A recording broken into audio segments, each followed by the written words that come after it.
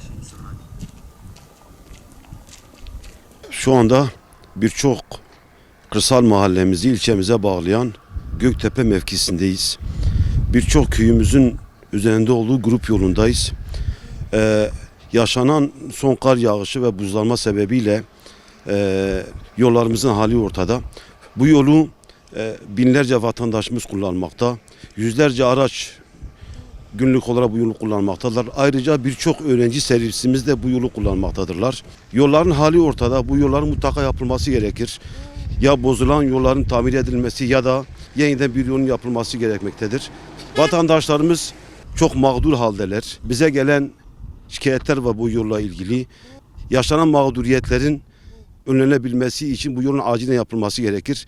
Yetkilileri bu konuda hemen adım atmaya davet ediyoruz.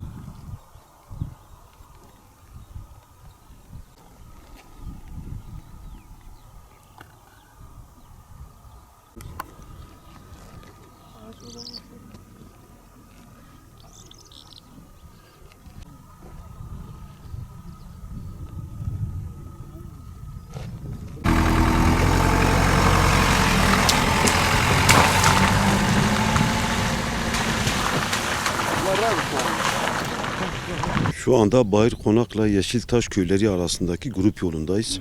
Bu yol hemen hemen Karacadağ bölgesindeki birçok köyümüzü hem Diyarbakır'a hem de ilçemiz Çınar'a bağlayan bir yoldur.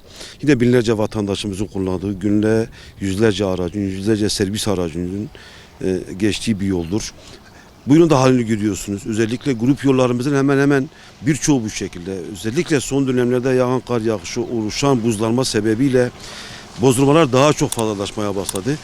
Yetkilileri önlem almaya davet ediyoruz.